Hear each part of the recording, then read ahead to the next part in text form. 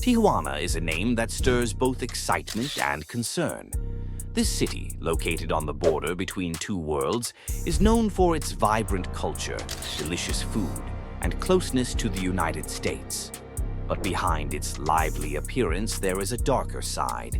Tijuana is a city of contrasts. While it offers a unique and unforgettable experience, it's important to recognize the challenges it faces. Today, we'll take a closer look at the often overlooked reality of crime in Tijuana and find out just how dangerous it really is.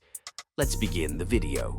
In a city of about 2.2 million people, Tijuana has 105 homicides for every 100,000 residents, making it the second deadliest city in the world, according to World Atlas and the Citizens Council for Public Security and Criminal Justice. For comparison, the national average in Mexico is 27 homicides per 100,000 people, while the global average is just 0.5 per 100,000, according to the watchdog group Common Cause. Tijuana's homicide rate is far above normal, almost like they're in a war, said Maria Elena Morera Maiter, a human rights activist and director of Common Cause in Mexico. Someone is killed every 3 hours. These numbers may seem cold, but each one represents a person. Even if they were involved in a crime, they are still human beings. In 2023, the disappearance and suspected murder of 3 foreign tourists in Mexico highlighted bigger issues and served as a reminder that violent crime is a serious risk for tourists. President Andrés Manuel López Obrador, a controversial leader, is now in the last few months of his 6-year term. He has not succeeded in improving security. His approach, whether intentional or a mistake, has strengthened Mexico's military while giving more power to organized crime groups. The murder of 3 surfers visiting beaches south of Tijuana near the U.S. border shows just how bad security problems in Mexico have become. On May 5th, the families of 3 foreign tourists, including 1 U.S. citizen, identified the bodies of the victims. The bodies were found near the town of Ensenada, in the state of Baja California, about a 90-minute drive south of San Diego. The 3 surfers were discovered at the bottom of a 50-foot well, all with gunshot wounds. Local news reported that they were killed during a failed carjacking. These murders add to the already high count of over 187,000 killings that have taken place in Mexico during López Obrador's presidency. According to data from Mexico's federal government, Baja California saw 1,193 violent carjackings in 2023. Across the whole country, there were more than 36,000 violent carjackings that year. The real number is likely higher because many crimes go unreported. Many visitors to Mexico don't realize the risk of violent carjacking. For criminals, carjacking is big business because Mexico's major organized crime groups use stolen cars for things like kidnappings and violent attacks on rival groups or security forces. The murders in Ensenada show that crime in Mexico remains a serious danger for both residents and visitors. The World Justice Project ranks Mexico as one of the worst countries in the world for the rule of law. The Global Organized Crime Index lists Mexico as the 3rd worst hotspot for criminal activity.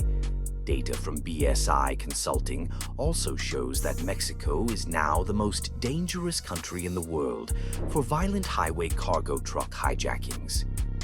In 2024, a Mexican drug cartel killed at least 6 police officers in Tijuana after local cops allegedly stole a large shipment of cocaine from a stash house, according to authorities.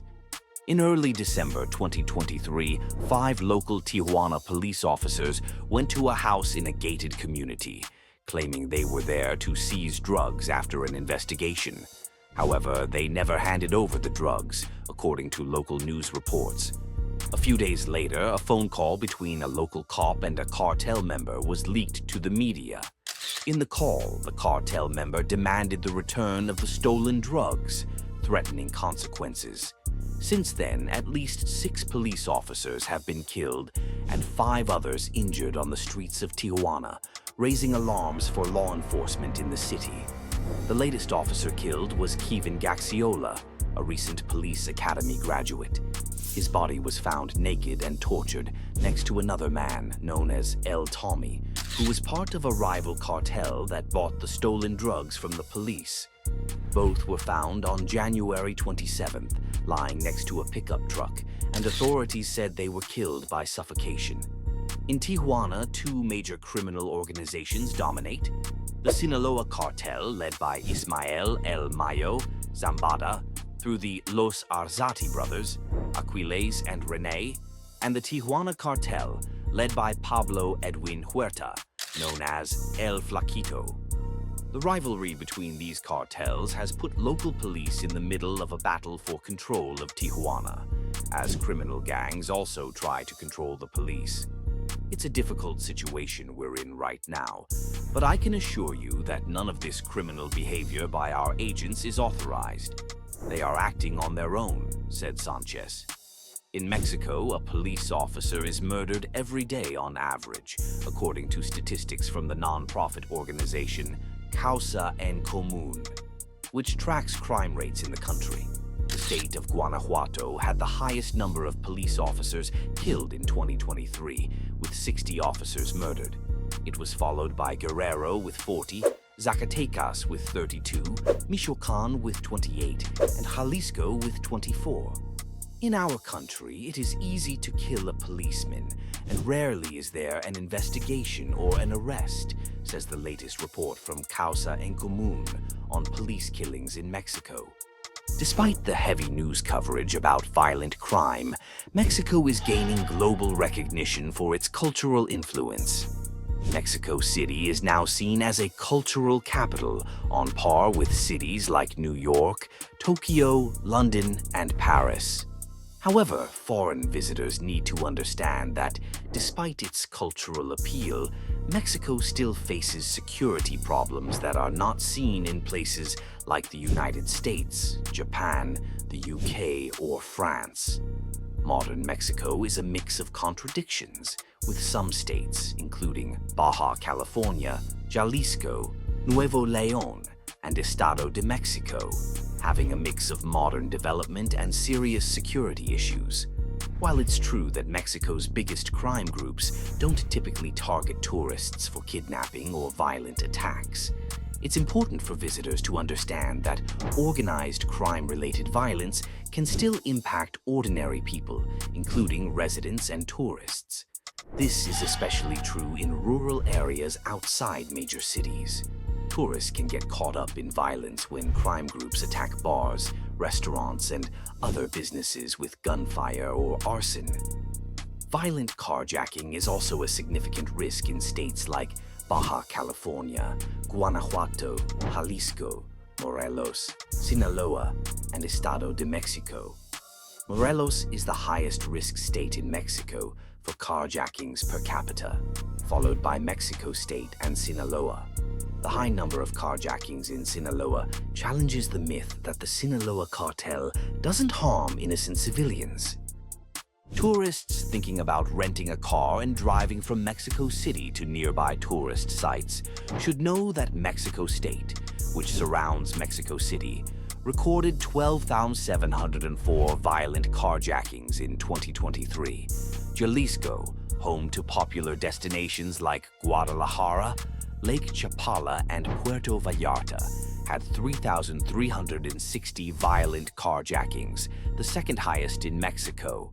Puebla, another popular tourist area, recorded the third highest number with 2,960 violent carjackings. During his time in office, Mexico's President López Obrador has failed to improve security and has allowed Mexico's criminal organizations to grow stronger. The next president will need to address the urgent need for better public safety. Tijuana is a city of sharp contrasts. It's a place where vibrant culture exists alongside serious security challenges. This video isn't meant to scare you away from visiting Tijuana, but to inform you about the real situation.